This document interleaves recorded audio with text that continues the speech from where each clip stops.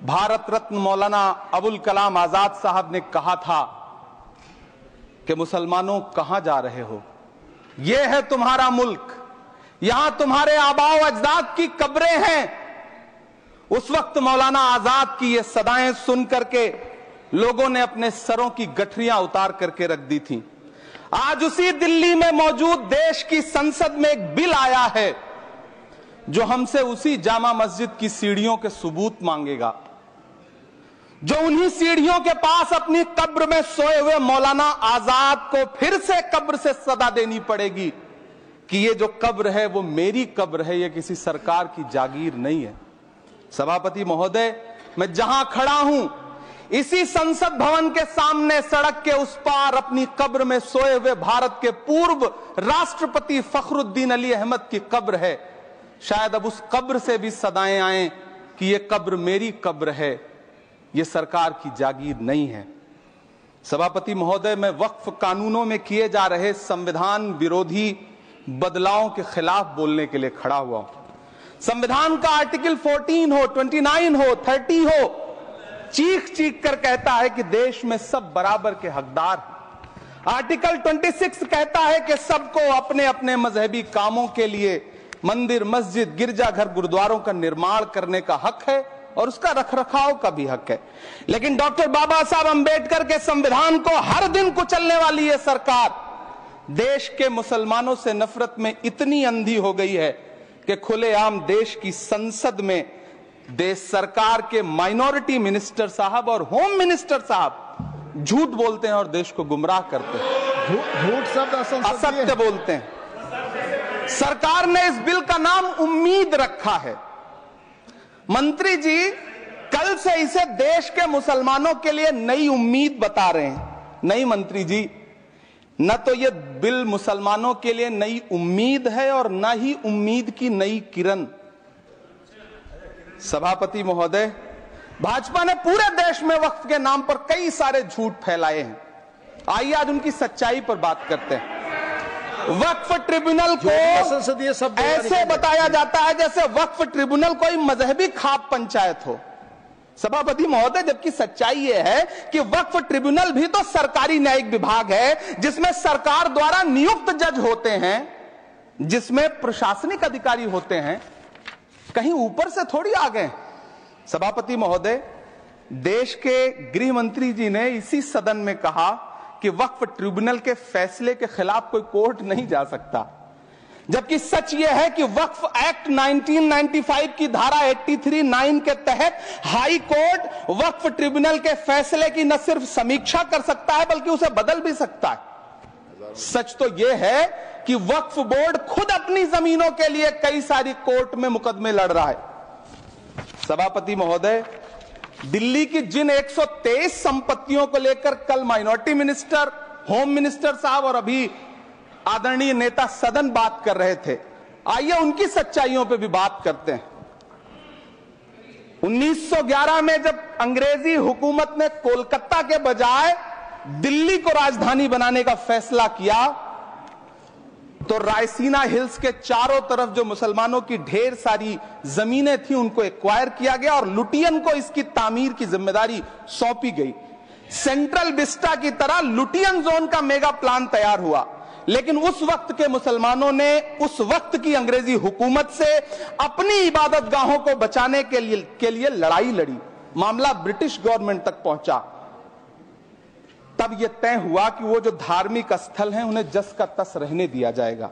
India gate के बगल वाली मस्जिद हो, जाप्तागंज, सुनहरी बाग मस्जिद हो, पार्लियामेंट रोड वाली मस्जिद हो, ऐसी 123 संपत्तियों के मैनेजमेंट के लिए 1913 में मुसलमान वक्फ वैलिडेशन एक्ट बना और उसके बाद एक नया शहर बसाया गया जिसे लुटियंस जोन का नाम दिया गया।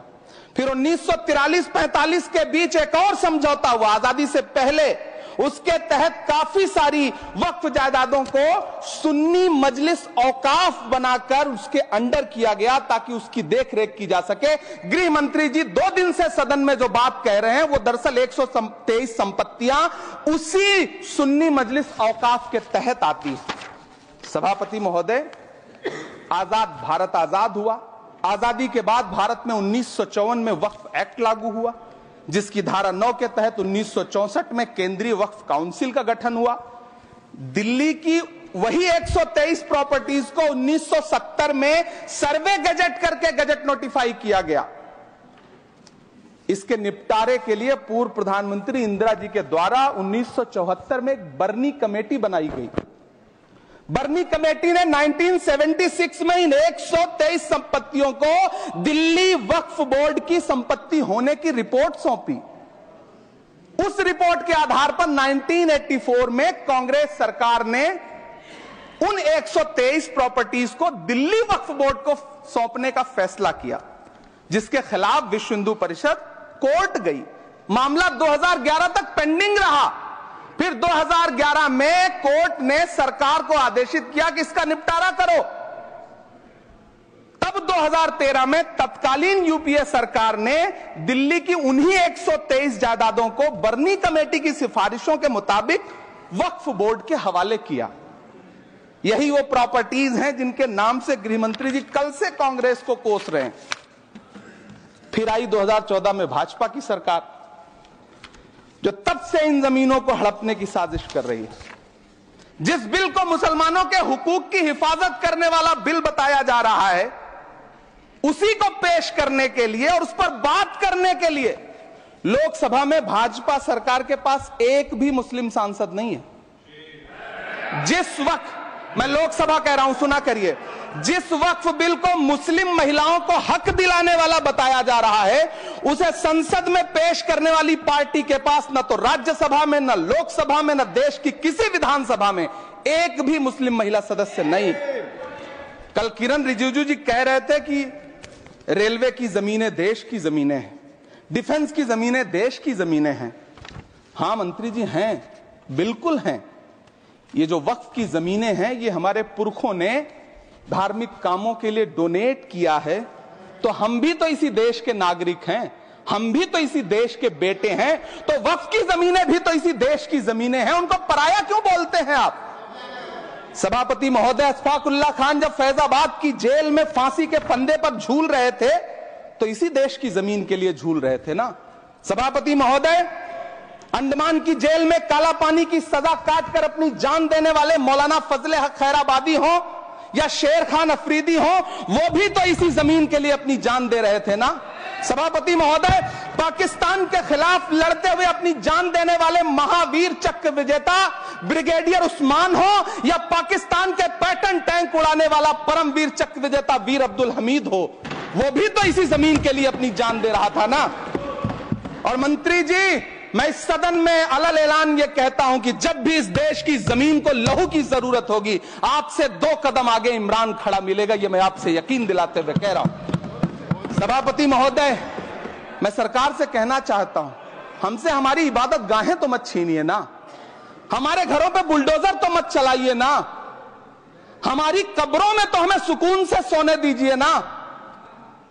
सभापति महोदय, माइनॉरिटी मिनिस्ट्री का बजट कट करके, मुस्लिम बच्चों की स्कॉलरशिप बंद करके अब सरकार कह रही है कि हम वक्फ की आमदनी से गरीब मुसलमानों का भला करेंगे। गुजरात की बेटी बिल्किस के बलात्कारियों की रिहाई के बाद उन्हें माला पहनाने वाली लोगों के नेता ये कह रहे हैं कि यह बिल मुस्लिम महिलाओं को उनका हक दिलाएगा। धन्यवाद मोदी जी, क्या बढ़िया सौगातें मोदी दे रहे हैं आप। पहले हमें गुजराते मोदी दिया, आप सौगाते मोदी दे रहे हैं। लेकिन यह सरकार इतना याद रखे कि इसी ठसक के साथ देश की संसद में सीए का कानून भी लाया गया था और कहा गया था बड़े बड़े भाषण देकर के कि पड़ोसी देशों से हिंदू भाइयों को ला करके यहां नागरिकता दी जाएगी। लेकिन मैं आपके संज्ञान में लाता हूं सर कि पिछले इतने दिनों में इनसे नागरिकता लेने के लिए 2000 व्यक्ति भी नहीं आए, जबकि इसके उलट इन्हीं की सरकार में पिछले 10 साल में 15 लाख से ज्यादा भारतीयों ने भारत की नागरिकता छोड़ करके दूसरे देश में जाकर के बस गए। यह हुआ उस कानून का अंजाम। सभापति महोदय, इसी तरह की जिद के साथ किसानों के खिलाफ भी कानून लाए गए थे।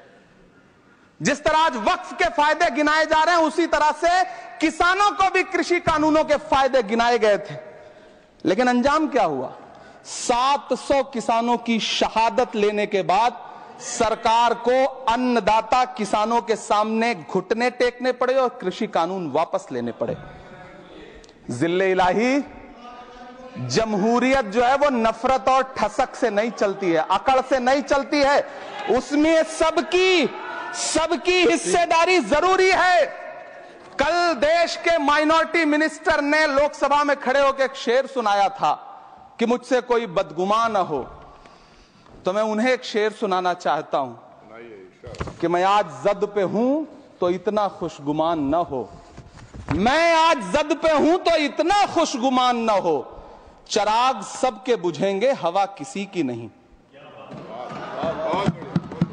नीतीश कुमार जी हो, चंद्रबाबू नायडू जी हो, चिराग पासवान जी हो, जयंत चौधरी जी हो, देवे गौड़ा जी हो, जीतन राम मांझी जी हो, सबको समझना पड़ेगा कि जब जंगल में आग लगती है तो न वो बरगद बचते हैं जो हवा को आंधी में तब्दील करते हैं, न वो बांस बचते हैं जो आपसी रगड़ से चिंगारी पैदा करते हैं। सभापति महोदय, जब देश को मनमोहन सिंह साहब जैसा काबिल प्रधानमंत्री मिलता है तो देश को आरटीआई जैसा एक्ट मिलता है, सेज जैसा एक्ट मिलता है, मनरेगा जैसा एक्ट मिलता है, लिबरलाइजेशन मिलता है, राइट टू एजुकेशन मिलता है, नेशनल फूड सिक्योरिटी एक्ट मिलता है। लेकिन जब देश को सौगातें मोदी मिलती है तो क्या मिलता है? सीए मिलता है, फॉर्म्स लॉ मिलता है, आर्टिकल 370 मिलता है, इलेक्टोरल बॉन्ड जैसा एक्ट मिलता है और वक्फ अमेंडमेंट एक्ट जैसे बिल देश को मिलते हैं। मुझे तो अपने हमवतन भाइयों से पूछना है कि आपको अपने बच्चों की तरक्की, खुशहाली और नौकरी की दरकार है या फिर मुसलमानों की दान की गई जमीनों को लूटकर धन्ना सेठों को देने की साजिश करने वाले कानून की? सभापति महोदय, यह सरकार रात के 3 बजे तक पूरे देश को जगा करके संसद में अपने ही नागरिकों को नीचा दिखाने के लिए वक्फ बिल ला रही थी, तो उधर रात के 1:30 बजे अमेरिका हम पर 26% टैरिफ लगा रहा था। सरकार की प्राथमिकताएं देश को पता। सभापति महोदय, मैं बहुत भावुक हूं आज, और मुझे अच्छा लगा कि आदरणीय नेता सदन जगत प्रकाश नड्डा जी ने बहुत अच्छी बातें भी की, मन से बातें की। क्योंकि उनके नाम में प्रकाश जुड़ा है तो मैं उनमें हमेशा एक रोशनी की किरण देखता हूं। मैं उनके सामने बहुत अदब से यह बात कहना चाहता हूं कि चिरागों के सफर में दबदबा हो आंधियों का तो फिर अंजाम जुल्मत के सिवा कुछ भी नहीं होगा। यह दुनिया नफरतों के आखिरी स्टेज पर है, इलाज इसका मोहब्बत के सिवा कुछ भी नहीं होगा। मैं भावुक हूं, मेरी पलकें गीली हैं। अगर देश की एक बहुत बड़ी आबादी को लगता है कि आप उसका भला करने के लिए नहीं बल्कि उनकी इबादतगाहों, उनकी कब्रिस्तानों, उनकी खानकाहों को बर्बाद करने का बिल ला रहे हैं, तो फिर आप अगर समझाने में नाकामयाब रहे हैं तो यह आपकी नाकामयाबी है। पहले समझाइए, उसके बाद कोई बिल लेकर के आइए, तब शायद हम आपका इतनी पुरजोर तरीके से विरोध ना करें। लेकिन सभापति महोदय, मैं अंत में सिर्फ इतना कहना चाहता हूं कि इस बिल में जो भी पॉइंट्स दिए गए हैं, बॉम्सी पोर्टल देख लीजिए, सरकार का झूठ आपको पकड़ में आ जाएगा। हम डरे नहीं हैं, हम सिर्फ सरकार से अपील कर रहे हैं कि हमें अपना समझिए। हम आपके अपने हैं, इस देश के नागरिक हैं और आप ताकत में हैं। संख्या बल के आधार पर बिल हो सकता है आप पास करा ले, लेकिन आपको यह बात समझनी पड़ेगी कि हम तो वो तारीख हैं, जहनों में रहना है जिसे कागजी पुर्जे नहीं जो फाड़ डाले जाएंगे। जिस जमीन पर मैं खड़ा हूं यह मेरी पहचान है। आप आंधी हैं तो क्या मुझको उड़ा ले जाएंगे? आपको यह बात समझनी पड़ेगी। आपको अगर इतना विपक्ष की तरफ से पहले जेपीसी में इतने सारे पॉइंट्स आए और उसके बाद कल से लोकसभा में और राज्यसभा में सुझाव आप सुनने को तैयार नहीं है, लोगों की शंका को दूर करने के बारे में आप बिल्कुल सोच नहीं रहे, बस आप कह रहे हैं यह बिल उम्मीद की नई किरण है। नहीं साहब, इसे भले किरण जी लेके आए हैं, लेकिन ये उम्मीद की नहीं बल्कि नाउम्मीदी की किरण है। और इस देश की एक बहुत बड़ी आबादी इस बात से खदशे में है, शक में है कि आप सीधे उनकी जमीनों को लूट करके धन्ना सेठों को बेचना चाहते हैं। मेरी अब भी आपसे अपील है कि इस बिल को वापस लीजिए। यह बिल कहीं से आपके अपने नागरिकों के लिए अच्छा नहीं है। यह बिल सिर्फ इस देश के मुसलमानों को नीचा दिखाने का और अपने एक ऐसे मतदाता वर्ग को खुश करने का बिल है जिनको इस बिल के पास हो जाने से कुछ मिलेगा भी नहीं। लेकिन आप एक नैरेटिव देना चाहते हैं, एक मैसेज देना चाहते हैं। मेरी आपसे अपील है कि कृपया ये जो सबका साथ सबका विकास का नारा है, इस नारे को रत्ती भर तो चरित्रार्थ कर दीजिए। बहुत बहुत धन्यवाद।